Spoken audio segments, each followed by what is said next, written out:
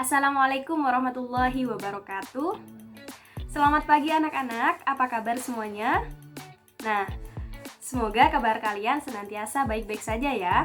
Nah, sebelum Ibu memulai pelajaran, alangkah baiknya kita berdoa terlebih dahulu.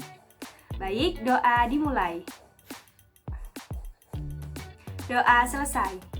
Nah, sebelum Ibu memasuki pelajaran, Ibu akan mengecek kehadiran terlebih dahulu. Apakah ada yang tidak hadir hari ini? Apakah itu sakit ataupun izin? Bagus, berarti semuanya masuk semua ya.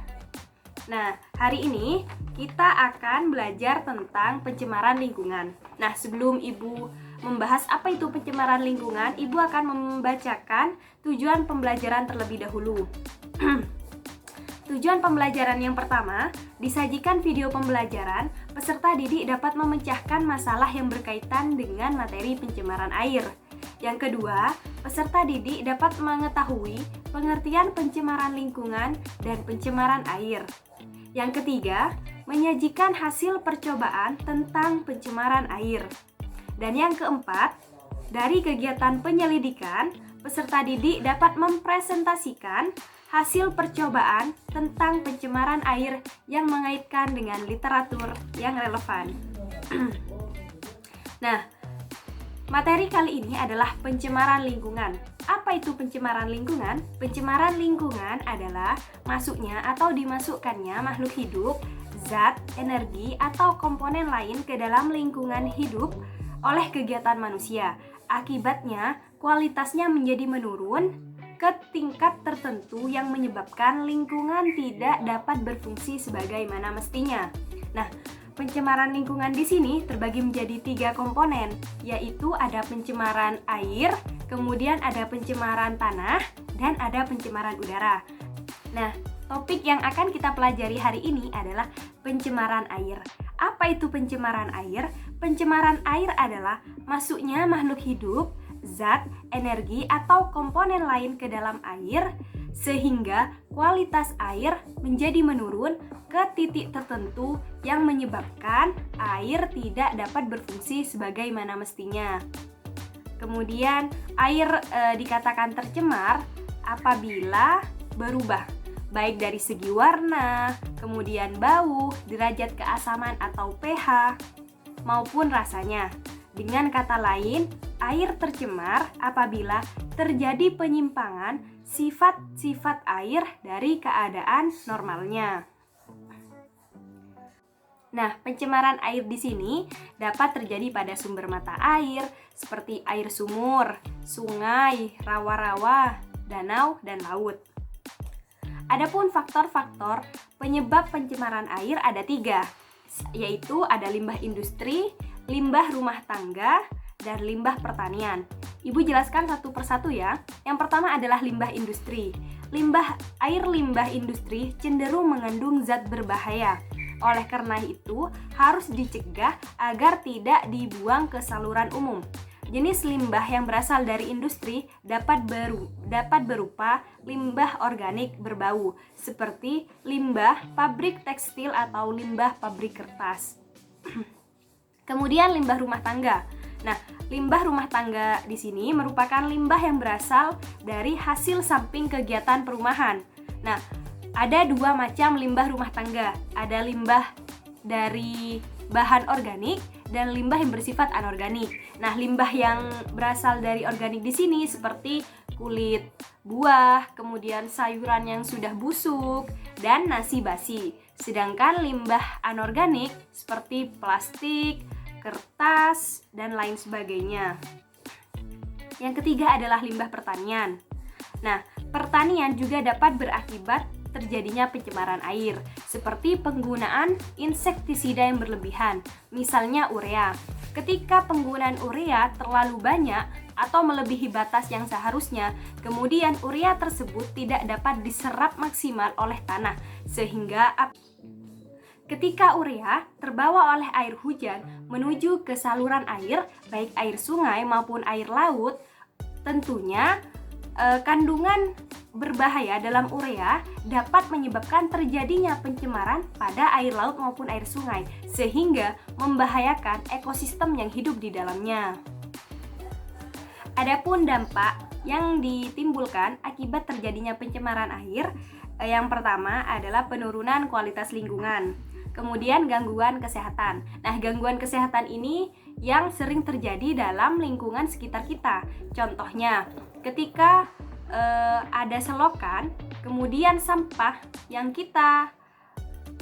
berasal dari kita dibuang sembarangan ke dalam selokan, tentunya ketika hujan maka akan terjadi penimbunan, sehingga air yang berasal dari air hujan akan kotor akibat adanya sampah dari rumah tangga, baik tersebut sampah organik maupun sampah anorganik, sehingga air yang kotor dalam selokan tersebut akan menjadi sarang penyakit karena akan menjadi tempat perkembangbiakan nyamuk. Nah, biasanya penyakit yang umum ditimbulkan adalah demam.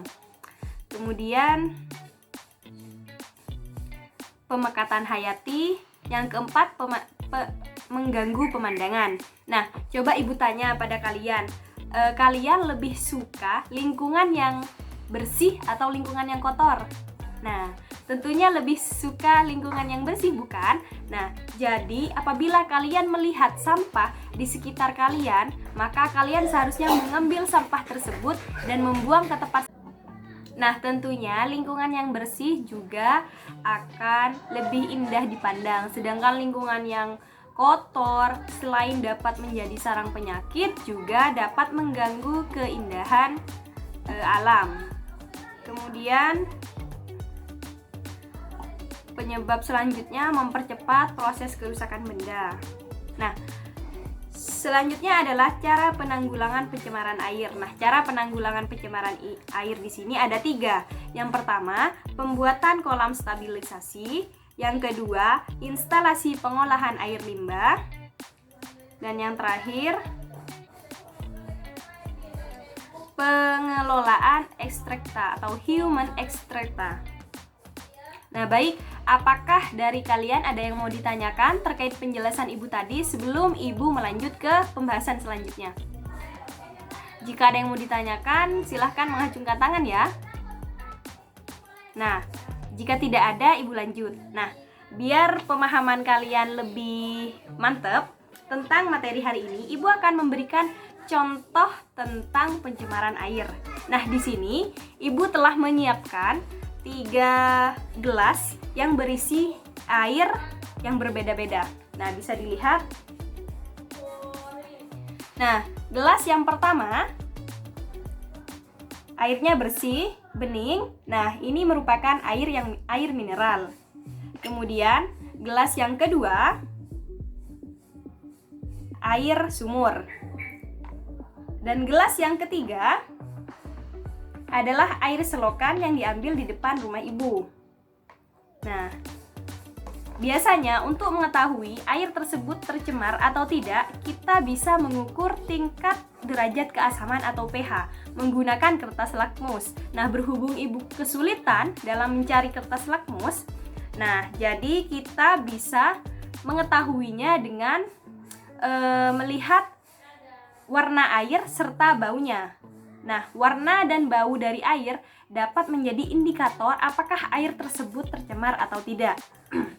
Nah, baik untuk Aira, di sini ke depan. Coba, ini gelas 1 yang berisi air sumur, dilihat warnanya kotor atau tidak. Bersih kan? Bening. Coba dicium. Nah, tidak beraroma. Artinya air ini tidak tercemar karena air ini merupakan air mineral. Tentunya sudah melewati beberapa ujian agar terbebas dari penyakit dan kuman. Yang kedua adalah air sumur. Nah, air sumur coba bisa dilihat. Airnya juga bersih, bening, tidak berbau. Nah, air ini juga tidak tercemar karena air sumur. Dan gelas yang ketiga berisi air selokan. Dari segi warnanya saja, airnya sudah keruh dan ada gumpalan kotoran di bagian bawah permukaan gelas. Sedangkan aromanya sangat tidak sedap.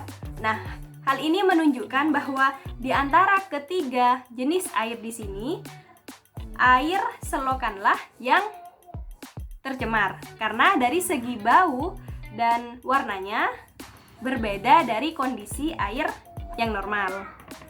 Nah, baik, mungkin ada yang mau ditanyakan terkait penjelasan Ibu hari ini tentang materi pencemaran air. Apakah benar sudah paham semuanya? Nah, baik, bagus kalau sudah paham ya. Nah, sebelum Ibu tutup, Ibu akan memberikan tugas kepada kalian. Silahkan meresum materi tentang materi hari ini, yaitu pencemaran air. Dikumpulkan di pertemuan selanjutnya ya. Tidak ada yang mau ditanyakan lagi? Nah, baik, mungkin hanya ini yang dapat Ibu sampaikan. Semoga bermanfaat. Tetap belajar. Kurang dan lebihnya Ibu mohon maaf. Terima kasih. Wassalamualaikum.